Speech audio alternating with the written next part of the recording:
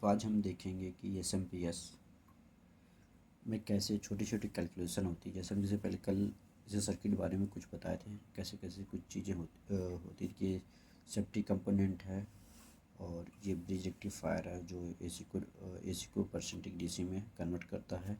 यहाँ फिल्टरिंग के लिए कुछ कैपेसिटर लगे हैं और ये कि अपना स्टार्टअप रेजिस्टेंस लगा है जो आईसी के फर्स्ट पिन या बीडीडी या वीसीसी पिन पे जाता है। ये वीसीसी कैपेसिटर लगा है।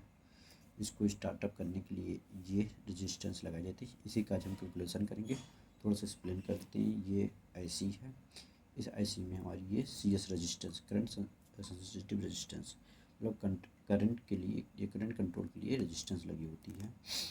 और उसके बाद हम आपको दिखा दें कि ये डायोड लगा हुआ है और ये कुछ रेजिस्टेंस और कुछ कैपेसिटर, ये पूरी एक सीरीज जिसे हम आरसीडी सर्किट कहते हैं। ये फीडबैक रेजिस्टेंस लगी है जो यहाँ से आ जा रही है। एक रेजिस्टेंस है, ये दो रेजिस्टेंस।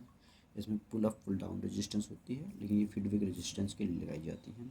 बाकी हम देख लेते हैं आउटपुट के लिए सर्किट डायोड लगे हुआ और यहाँ से हमें आउटपुट मिलता है। ये पूरी एक्सप्लेन कल थोड़ा सा सही से और अच्छे से एक्सप्लेन किया था। आज मैं थोड़ा सा शॉर्ट में बता रहा हूँ बाकी, क्योंकि आज मुझे इसकी कैलकुलेशन करनी है। इसको हम कैसे अभी हम इसको कैलकुलेशन करेंगे। दो रेजिस्टेंस है, लेकिन हम यहाँ एक भी रेजिस्टेंस, केवल एक रेजिस्टेंस लगा सकते हैं, या फिर हम उसको एक ही रेजिस्टेंस वैल्यू को दो रेजिस्टेंस सीरीज में लगाएंगे। बट हम कैलकुलेशन कर लेंगे एक रेजिस्टेंस का, उसके बाद हम उसको बताएंगे कैसे दो रेजिस्टेंस को सीरीज में बना लेंगे, क्योंकि दो रेजिस्टेंस लगाना ज़्यादा अच्छा रहता है कंपेयर टू एक रेजिस्टेंस की जगह पे। ठीक है दोस्तों, फिर और आगे देखते हैं इसकी कैलकुलेशन। ये स्टार्टअप रेजिस्टेंस के लिए हमने एक फिगर बनाया है छोटा सा, कि कैसे मतलब वो जो पीछे हमने इसके पहले देखें पूरी एसएमपीएस थी, लेकिन यहाँ पर हम एक छोटा सा उसका डायग्राम बनाया है। केवल हमें ये कैलकुलेशन करनी है स्टार्टअप रेजिस्टेंस। जैसे एक आईसी है, इसकी सारी पिन या इसमें जो जो रहते हैं सारी चीज़ें बता दी गई है कि पीएमडब्ल्यू ये है, आईसी है, और इसमें ड्रेन और बाकी जो रेजिस्टेंस यहाँ पे आके प्राइमरी, लेकिन हमें मेन कैलकुलेशन करना है इसकी। ये स्टार्टअप रेजिस्टेंस मैंने वहाँ पे देखेंगे पूरी फिगर में था, बट यहाँ पे मैंने एक कैपेसिटर के बाद इसको लगाया हुआ आफ्टर कैपेसिटर। ये पॉजिटिव जो हमारी हाई वोल्टेज जाती है वहाँ से ली जाती है। इसका हम कैलकुलेशन करते हैं कैसे। सबसे पहले हम इसका निकालेंगे कि हमारी वैल्यू कितनी है VRMS। जैसे कि 180 और लेकर 250 के बीच चल रही है, तो हम इसका दोनों को 180 वोल्टेज प्लस 250 वोल्टेज प्लस करने के बाद उसमें 2 से डिवाइड कर देंगे तो आ जाएगा। हम दोनों को ऐड करते हैं तो हमारा 430 जो डिवाइड करेंगे तो 215 वोल्टेज आ जाएगी। अब इसको हमें पीक वोल्टेज से करना है। पीक वोल्टेज मतलब करने के लिए हम इसे √2 से VRMS को मल्टीप्लाई कर देंगे। जैसे मल्टीप्लाई इसका होता है हमारा √2 की वैल्यू होती है, √2 की वैल्यू होती है 1.414, और ये हमारा VRMS वैल्यू मतलब 215 को मल्टीप्लाई करेंगे इससे तो हमारा आएगा 304 वोल्टेज। ये हमारी पीक वोल्टेज निकल गई। इस पर हमारी काम करेगी। अब आते हैं इसी को लेके यहाँ पे, जैसे कि हम जानते हैं हमारी रनिंग आई जो चलेगी 200 से 250 वोल्ट। VRMS मैंने वोल्टेज वहाँ निकाल लिया, यहाँ पर हमने रख दिया VRMS वोल्टेज कितनी है।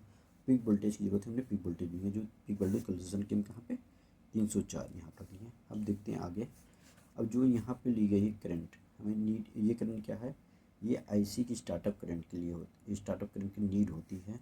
इसी के आधार पर हम करते हैं, क्योंकि हमें वोल्टेज मिल गई है, हमें करंट की ज़रूरत, करंट आईसी के डाटा सेट में दी होती है, जिसे हम इस आईसी का यूज करेंगे UC 3840। तो उसमें आप उसके डेटा शीट में पढ़ोगे तो वहाँ पे ये दिया रहेगा ये स्टार्टअप करंट इसकी कितनी है। अब इसके लिए हम निकालते हैं, जैसे नॉर्मली बिल्कुल V IR, या तो R हमने यहाँ पर V आई कर दिया, फिर V हमने निकाल कर कितना पीक वोल्टेज कितनी है हमारी 304 हमने रखा। और फिर हमारी करंट कितनी थी, करंट हमारी थी 0.5 मिली एम्पेयर। 5 करने से ये पूरा उसमें नॉर्मली कन्वर्ट कर दिया, उसके बाद डिवाइड किया तो हमारा 6,800,008 आर रेजिस्टेंस आई है। अब इसको उसमें कन्वर्ट कर देंगे किलोवाट में, तो हम 608 किलोवाट लिख देंगे। ये रेजिस्टेंस हमारी आ गई। रेजिस्टेंस की वैल्यू कितनी, रेजिस्टेंस वैल्यू, अब इसको चाहे हम 304 प्लस 304 की 2 रेजिस्टेंस लगा या 608, लेकिन 608 की मिलेगी नहीं, इसलिए इसके अलावा 680 नियर अबाउट इसके रख देते हैं।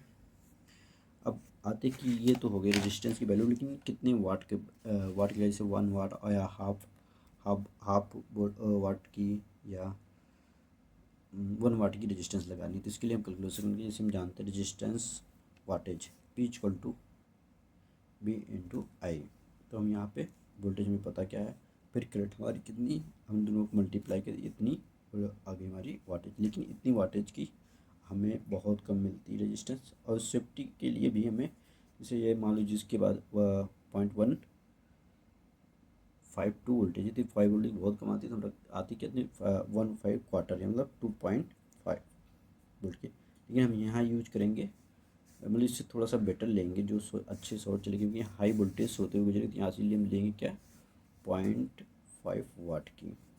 1 वाट लगा सकते, लेकिन 1 वाट बहुत ज़्यादा हो जाएगा, इसलिए 0.5 सबसे बेटर है। इस तरह से ये कैलकुलेशन होती है, इसकी सारी कैलकुलेशन एक बार हम कंप्लीट कर लेते हैं। बाकी इसी तरह से हम धीरे धीरे एक एक चीज़ का सारा कैलकुलेशन करते हैं। आपको बताया था जैसे हमने यहाँ पे इसकी रेजिस्टेंस निकाल ली है, इस तरह से हम छोटे छोटे सारे कैलकुलेशन करते रहेंगे। Thank you so much.